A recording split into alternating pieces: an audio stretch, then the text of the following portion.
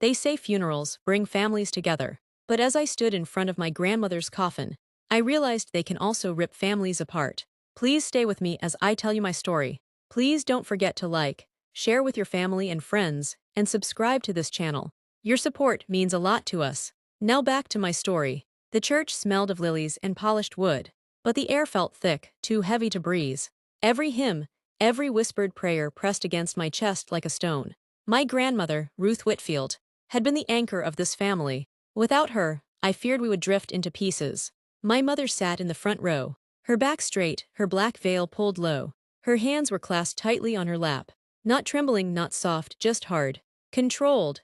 Across from her, Uncle Richard leaned against the pew with his arms crossed. His jaw set, his eyes full of disdain.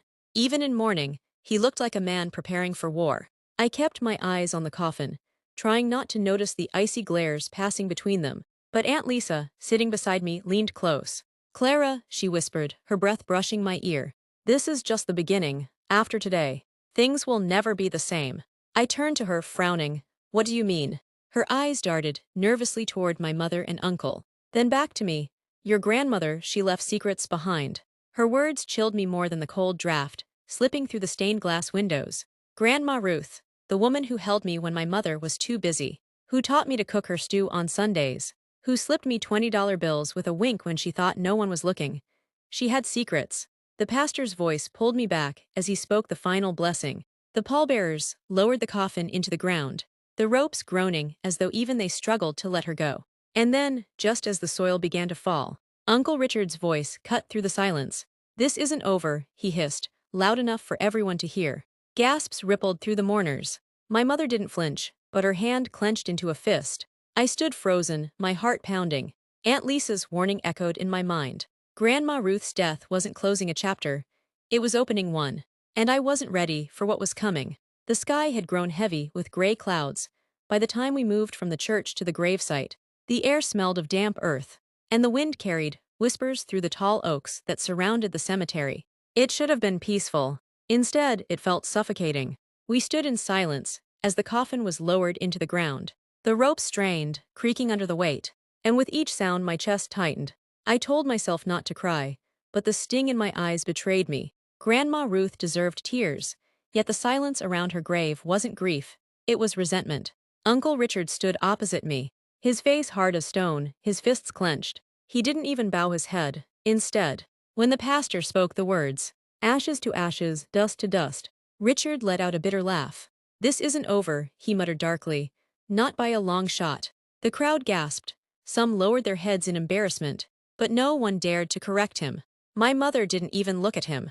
She just pressed her clutch tighter against her side, her knuckles white. "Richard, control yourself," Aunt Lisa hissed under her breath. Her face was pale, her lips trembling. Richard turned, his voice rising with venom. "Control, don't you dare talk to me about control. Not after everything she's done." His eyes cut to my mother, sharp and hateful. A chill ran through me. What she's done, what was he talking about? I wanted to ask, but the pastor quickly pressed forward, speaking louder, trying to drown out the tension. The final prayer was rushed. The soil shoveled onto the coffin as if to cover not just a body, but the ugliness boiling to the surface. When it was done, people stepped forward to lay flowers. My mother placed a single white rose with careful precision, her expression unreadable, no tears, no trembling lips, only a cold mask that sent shivers through me. As I lingered behind, Aunt Lisa gripped my shoulder. Her voice was low, urgent. "Clara, whatever happens next, don't ignore it, you're going to see things. Things you were never meant to." The soil hit the coffin with a heavy thud, and my stomach dropped. I suddenly knew the funeral hadn't buried the past. It had unearthed it. 3 days later, I found myself sitting in my grandmother's living room, surrounded by family that suddenly felt more like strangers.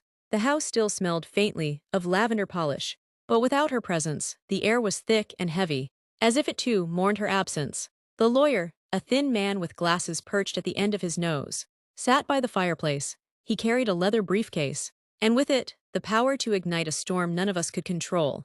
"Thank you all for coming," he began. "Your grandmother was very specific. She wanted this read with her closest family present." I sat on the edge of the sofa, my palms damp. Across from me, Uncle Richard leaned back with his arms crossed, a smirk twitching at the corner of his mouth. My mother sat beside me, rigid and unreadable. Her gaze fixed straight ahead. Aunt Lisa, uncharacteristically quiet, wrung her hands in her lap. The lawyer cleared his throat and opened the envelope. His voice was calm, deliberate. Ruth Alina Whitfield leaves her estate, her home, her land, her savings, and personal belongings, to her granddaughter, Clara Whitfield. For a moment the room went silent. My ears rang, to me. Then chaos erupted. What? Richard shot to his feet. His face red. That's absurd. My mother didn't move at first, but I felt her stiffen beside me. Finally, she leaned forward, her voice low and sharp. Read that again.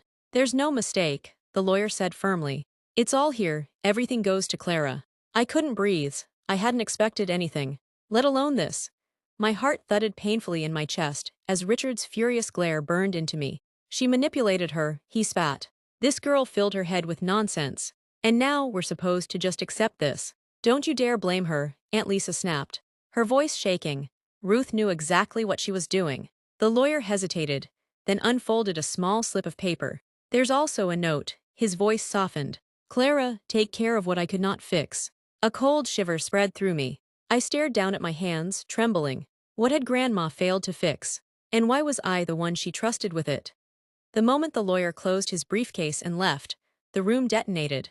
Richard slammed his fist on the coffee table, so hard the china rattled. This is insanity. That old woman was out of her mind, and you all know it. My mother rose slowly, her black dress falling neatly around her ankles. Her voice was low but sharp, the kind of tone that silenced me as a child. Sit down, Richard. Shouting won't change the will. He spun on her, eyes blazing. Don't you dare tell me to sit. You're just as furious as I am. Don't act like this doesn't cut you to pieces. Your own daughter gets everything, and you get nothing. Her lips pressed into a thin line. She didn't deny it. Instead, she glanced at me, her gaze heavy and unreadable. For a moment, I thought I saw something flicker there. Not pride, not joy, but calculation. I will be asking questions, she said at last, her voice cold. Serious questions. I wanted to speak, to tell them I hadn't asked for any of this. But the words stuck in my throat. All I could think about was that note. Take care of what I could not fix. Richard stormed closer, his shadow looming over me. You think this makes you special. Clara, you think you're better than us. His breath reeked of whiskey. His eyes bloodshot. You won't keep a cent of it, I'll see to that. Stop it, Richard. Aunt Lisa's voice cracked as she leapt up, shielding me. None of this was Clara's choice. Richard laughed, bitter and cruel. Of course she defends you. Ruth always spoiled her. Always whispered, like she was some kind of savior. He sneered down at me. You're nothing but a pawn. I stared at the floor, heat rising to my cheeks. My heart thudding painfully. I should have said something. I should have defended myself. But I couldn't shake the weight pressing against me. This wasn't an inheritance. It was a curse. That night, long after everyone had left, I sat alone in my grandmother's bedroom. The room still smelled faintly of her lavender perfume, though the air felt colder without her. The silence pressed in on me, broken only by the ticking of her old clock on the dresser. I tried to steady my breathing, but the words from earlier wouldn't leave me. Richard's rage, my mother's cold promise of questions, Aunt Lisa's warning, and above it all, Grandma's cryptic note, take care of what I could not fix. I closed my eyes, remembering. Grandma Ruth had always treated me differently. Not with more gifts or money, but with words, quiet, heavy words. When my mother snapped at me for mistakes, Ruth would cup my face in her hands and whisper, You're stronger than you think. Clara, you're not like the rest of them. At the time, I thought she meant I was simply softer, less hardened, but what if it meant more? I remembered late nights in the kitchen. Just the two of us. She'd make tea, her hands trembling slightly as she poured. And she'd look at me with eyes that seemed burdened. One day, she'd say, you'll understand things I couldn't explain. I never asked what she meant. Maybe I was afraid of the answer. Now, sitting on her bed, I noticed the small things she'd left behind. A worn Bible by her nightstand, her rosary beads, and tucked into the pages of her diary, a single brass key. My breath caught. It was small, old, the kind that might fit a drawer or a locked box. I held it in my palm, my heartbeat quickening. Grandma had always been meticulous. If she left me this key, it wasn't by accident. I whispered into the empty room, my voice shaking. What did you want me to find, Grandma? The key felt heavier than metal. It felt like responsibility. And for the first time, I wondered if Ruth hadn't left me her inheritance as a gift, but as a burden I was meant to carry. I stared at the brass key for what felt like hours, turning it over in my hand. It was small, worn smooth from years of use. Its edges dull but solid. Whatever it unlocked, Grandma had guarded carefully. Sleep didn't come that night.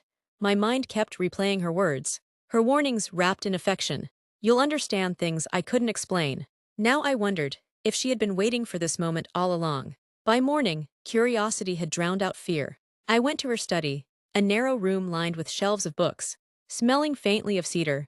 Dust motes danced in the thin shaft of sunlight that broke through the curtains. The desk sat in the corner, an old mahogany piece with drawers that rarely opened without a fight. I tugged at each one until I found it, the bottom drawer. Locked tight, my pulse quickened. With shaking hands, I slid the brass key into the lock. It fit perfectly. For a moment, I hesitated. Once I opened it, there would be no going back. I whispered to myself, she wanted me to find this. Then I turned the key. The drawer creaked open, releasing a faint smell of paper and ink. Inside were envelopes bound with string, receipts so old their ink had nearly faded, and a small stack of handwritten notes, in Grandma's familiar looping script. I pulled one free. The paper was yellowed, fragile. Across the top in her handwriting were the words, "I trusted the wrong child once." My stomach dropped. Another note read, "Mistakes cannot be erased, only carried." I sifted through them, heart hammering, until I found bank slips, money withdrawn in large amounts. Years ago, each slip bore the same signature, Richards. I sat back, the drawer open before me, my chest tight. Grandma had known, she had kept proof. But why hadn't she confronted him? Why leave it for me? The brass key weighed heavily in my hand again. I suddenly understood. It hadn't just unlocked a drawer. It had unlocked a truth my family had spent years trying to bury. My hands trembled as I spread the contents of the drawer across Grandma's desk. It felt wrong, like I was invading her privacy. But hadn't she left me the key? Hadn't she wanted me to find this? The bank slips were damning enough. Each one bore Uncle Richard's signature. Money siphoned over the years. Grandma must have known he was draining her. She hadn't exposed him, but she hadn't forgiven him either. But the letters, they were worse. One envelope was marked with my mother's name.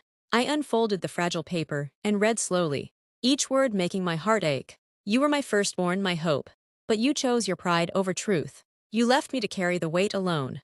I trusted the wrong child once. I cannot make that mistake again." I pressed a hand over my mouth. My mother, Grandma had written these words to her. I searched through the stack, letter after letter filled with the same pain. Betrayals. Lies, broken promises.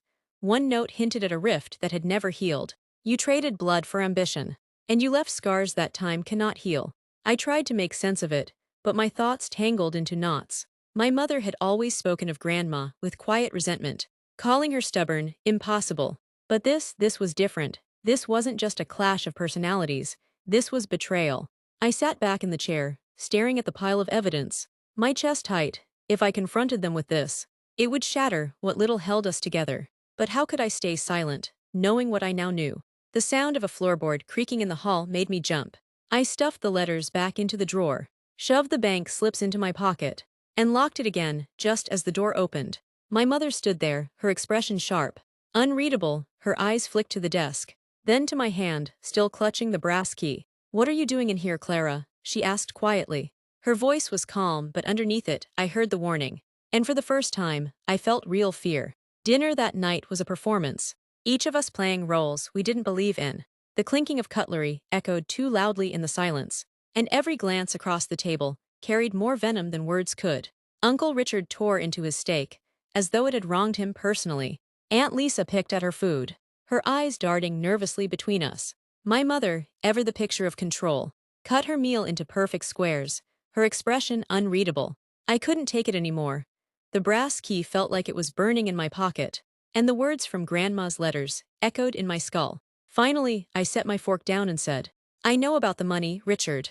The table froze. Richard's knife slipped, clattering onto his plate. He stared at me, eyes narrowing. "What did you just say?" I swallowed hard. Grandma kept proof. "Every withdrawal, every lie you stole from her." "Clara," Aunt Lisa began, but Richard slammed his fist onto the table, making the glasses rattle. "You little brat," he spat, "digging through things you don't understand." "I understand enough," I shot back, though my voice shook. "She trusted me because you betrayed her." His face flushed red, but before he could respond, my mother's voice cut through the air, calm but sharp as glass. "Enough, Clara, you will stay out of things that don't concern you." Don't concern me, my chest tightened. She left everything to me, she wanted me to know. For the first time, my mother looked directly at me. Her eyes weren't angry, they were cold. Almost pitying. You think you're the first one she trusted. You think you're special. She said those words to me once too. And I made a mistake, one she never forgave. The silence that followed was suffocating. Richard leaned back, a cruel smile spreading across his face. There it is, the perfect daughter wasn't so perfect after all. My fork slipped from my hand, clattering against the plate. My mother's mask had cracked, and behind it was something darker than I'd ever imagined. The silence after my mother's confession didn't last long. Richard leaned back in his chair, smirking like a man who had just won a battle. So Ruth finally chose her favorite and it wasn't you. Must sting, doesn't it? My mother's jaw tightened, but she said nothing.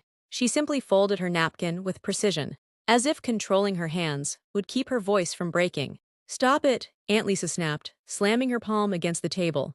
Her voice shook but her eyes burned. This is exactly what Ruth feared. Look at us, tearing each other apart before her body is even cold. But Richard only laughed, bitter and cruel. Tearing apart. Clara's the one waving accusations like weapons, digging up things she doesn't understand. His eyes cut to me. You think inheriting money makes you righteous. You don't know what this family's built on. My throat tightened. Then tell me, what is this family built on? Lies, theft, betrayal. That was the spark. Richard shot up, his chair scraping loudly against the floor. My mother stood too, her voice cold and commanding. Enough, Clara, you will stop this now. Do you understand me? You don't know the weight of what you're carrying. Her words chilled me more than Richard's fury. There was something in her tone, a warning but also fear. The table dissolved into shouting. Richard cursed, Aunt Lisa cried. My mother barked orders, no one followed. Glasses tipped, plates shattered. I slipped out in the chaos, my hands shaking. My heart pounded as I crept down the hallway toward the kitchen. I just needed to breathe. That's when I heard them. Low voices behind the closed door of my mother's study. Richard's voice, bitter and sharp. She should have never been the one. We need to contest it. We'll drag her through court until she breaks. And then my mother's voice, low and steady. No, Clara doesn't need court to break. She just needs to know the truth. And when she does, she won't want any of it. I pressed a hand over my mouth to stop the gasp. My own mother, plotting against me. The inheritance wasn't tearing us apart. It was revealing we had been broken all along. Sleep abandoned me that night. I tossed under the weight of whispered voices, broken dishes, and my mother's chilling words. She doesn't need court to break. Sometime past midnight, I found myself pacing through Grandma's study again. The brass key still sat warm in my palm, as if urging me forward. I opened the desk drawer one more time, rifling through the papers I had already seen, but something felt off. A false bottom. I pressed against the wood, until it shifted slightly with a faint click. My breath caught, with trembling hands. I lifted the panel, revealing a slim envelope tucked beneath. My name, Clara, written in Grandma's careful, looping script. My chest tightened as I broke the seal. Inside was a letter, her handwriting flowing across the page. My dearest Clara, if you are reading this, then I am gone. I could not fix what was broken in this family, but I could protect the only one who still carried light in her. You have inherited more than land and money. You have inherited a truth I could not speak aloud. I swallowed hard, my eyes blurring. I trusted your mother once. I trusted Richard. They both chose greed over love. I prayed time would heal, but it only deepened the wounds. So I chose you, not because I wished to burden you, but because you see with honesty. You are the only one untouched by their darkness. The words blurred again as tears slipped down my cheeks. Grandma hadn't chosen me out of favoritism. She had chosen me as her last hope. At the bottom of the letter, a final line stopped my breath cold. Do not let them destroy you, as they destroyed each other. Take care of what I could not fix. Protect the truth, even if it costs you everything. The letter slipped from my fingers, fluttering onto the desk. My grandmother hadn't left me an inheritance. She had left me a burden, a mission. And now, the whole family would come for me because of it. By morning, my hands still shook as I held the letter. I'd read it so many times, the words were burned into me. Protect the truth, even if it costs you everything. I thought about keeping it secret, hiding it away in the drawers like Grandma had. But as I watched my family gather for breakfast, their eyes cold and sharp, I knew silence would only feed the poison. So I stood, clutching the letter. My voice quivered at first, but steadied as I spoke. Grandma left this for me. A letter, you all deserve to hear it. Richard scoffed, stabbing at his eggs with his fork. Another stage trick, spare us. But I didn't stop. I unfolded the paper and read aloud. I trusted your mother once. I trusted Richard. They both chose greed over love. I prayed time would heal, but it only deepened the wounds. So I chose Clara, not for money but for truth. The words sliced through the room. Aunt Lisa covered her mouth, tears brimming. Richard froze, his fork clattering onto his plate. My mother, her face went pale, then red, then pale again. You little liar, Richard finally exploded. You forged this. It's her handwriting, Aunt Lisa whispered, shaking her head. I'd know it anywhere. My mother stood, her chair screeching against the floor. Her voice was sharp, trembling with fury. She never forgave me, all my life. I gave, and she still looked at me like I wasn't enough. And now you, she pointed a shaking finger at me. You think you're her savior. You're nothing but her puppet. Her words hit harder than Richard's rage. The room dissolved into chaos, shouting, sobbing, accusations flying like knives. Aunt Lisa begged for calm, but no one listened. Richard slammed his fists, my mother screamed, and all I could do was stand there. Letter clutched in my hands, my heart breaking. This was what Grandma had feared. Her legacy wasn't unity, it was destruction.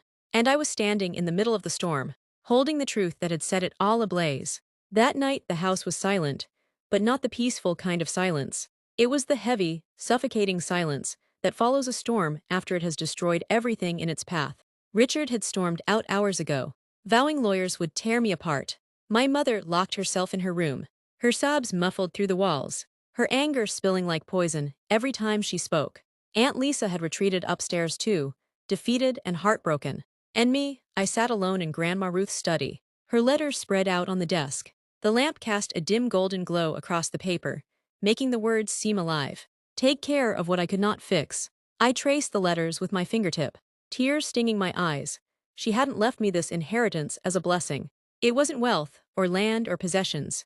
It was a burden, a responsibility to face the truth, even when it tore everything apart.